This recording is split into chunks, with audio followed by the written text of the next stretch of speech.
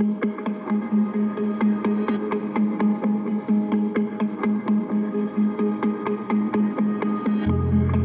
you've got new students coming in and you say, here is a blank page, and you've got some visions that you can link onto, and you've obviously got the opera or the ballet, but you actually have got a blank page as well, and that's very hard for a student, 16, 17-year-old, to face, to turn that blank page into something magnificent.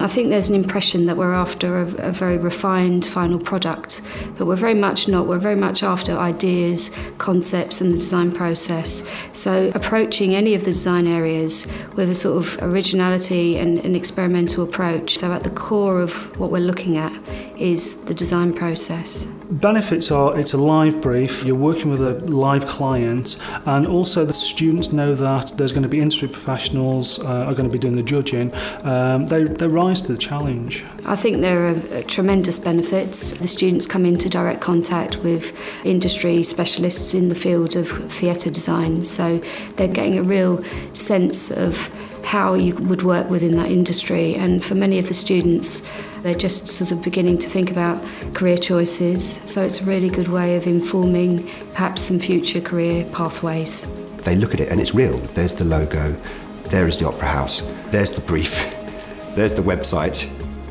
there's the opera, and it's like they benefit from stepping into something which is very real, and they are designing for a real stage and a real space.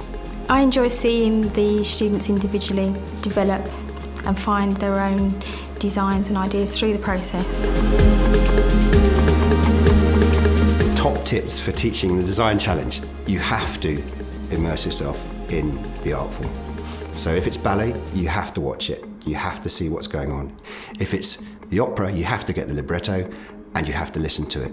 And it's quite hard to get a 16-year-old to listen to a whole opera, but everyone that does it absolutely realises then what they're designing for. Timing, it's very important that you're actually guiding the students through the design process and putting key dates in there.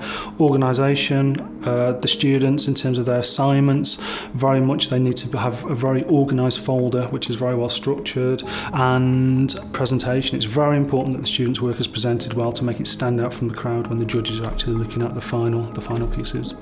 The top tip for me is all about the libretto and the text, really, and listening to the music. And when we first start out, I always pick out key characters that they're interested in, and then develop from there. My advice would be, when you first look at the assignment briefs, is to have a look at the way it can be integrated into the delivery within your course. I mean, we're always looking for competition opportunities. The design challenge is a very, very good assignment that will run with various units within graphics, within arts and other specialisms. Trust the students to run with the ideas and go where they want to go. Because if you can unleash that creativity in them whilst you're just holding the design challenge around them, they will every single time come up with something way beyond my wildest dreams. And to watch that process is amazing. So support the process, but just encourage.